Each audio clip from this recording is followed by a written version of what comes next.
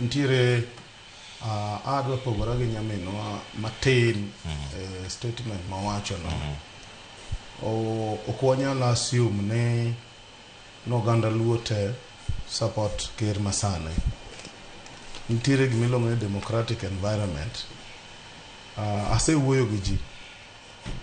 To ka wuoyo gi ji tawinjo ni ntiere joker, ntiere Josifuna. Koro mondo demokrasi obedi, kik wati ni wami ji thuolo. Political violence mancha waneno cha, it is uncalled for.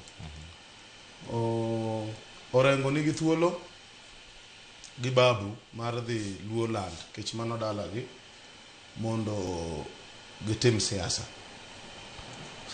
Kit siasa magitimo ma ok ahero. To kata Sinakuru be koni nisha winjo statement moro ka Sinakuru wacho. Ni en okobi oyo jopiny, and is a very soft incitement. Nigi ma jo migol biro timo ne jogo eno onge mane kindgi gi nyasachgi ok aparo ne mano gima ber.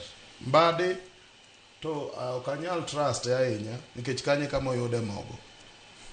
Koro sama wacho ni wariwre, gima jotend luo do nyiso wane wariwre nikech President Ruto timo magi.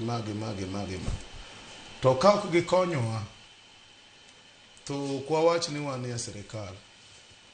Wadwaro mana kama wanyalo yute. To jotelo gi eki nyaka wasiem wangi. Aneno komolo temo timo some grassroots support. Mbadi bende otigi wiye kech president osemiya that discretion. Wadwa ne jopiny obed empowered. Ok en anadhok. To nase wacho studio ka one time ni waweuru miyo party teko. Wakauru teko mar party kaka jopiny. Wabed gi teko. Wawacho ni party emadwa mondo think on our behalf. Ando manora tamara. Wamiuru jopiny teko mar yiero jotelo magidwaro. To wach mono ni jogi kik nyon ka nikia kweth masifuna kik bi violence ema kwadwar. Kata wach mar gun. It is on both sides. Kiko wach ni ng'ate man gi gun. Kichito ka ng'ato tingo gun nyaka defend yourself. Orengo gineno kana utingo guns mobedo intercepted. Oge wachi ni there was a problem. To koro ka joma be defend themselves to kendo koro rach. Both sides should shy away from gunism. To onge ng'amo koyiene dhi kamora mora. Babu gisifuna biuru omabe dutumuru siasa mar kwe. Waweru siasa mag incitement. Aya.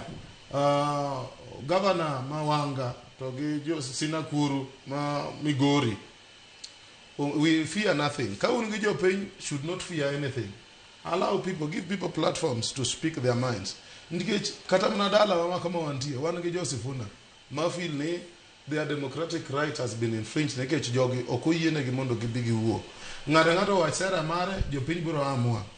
Luo nation biro neno ni ng'ama gitimo ng'ama gi support en ng'a. To kikwa chunuru ni ng'ane rach ng'ane ber. Sani goluru teko go e party wayier individuals. Gima ne babu wacho cha to ne ok ber.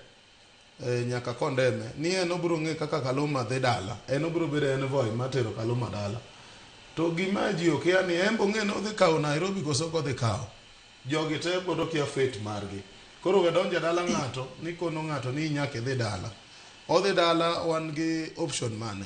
Wabed waluoruru jo siasa, luoruru jo piny, umbu bed gi respect to each other. Luo nation, the final word for Luo nation.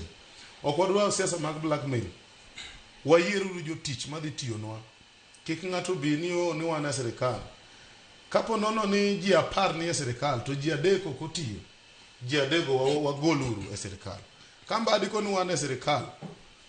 Nwa pesa kucho. Pesa oti wandaye. Kik ng'ato kik dayo moro bed maonge gi taya. Nyangile ok wadwar. Mano to koro wadhi yie. To kik wabed ni wa protect sirikal to gima benefit onge. Koro kwe emidwaro. Erokamano ahinya.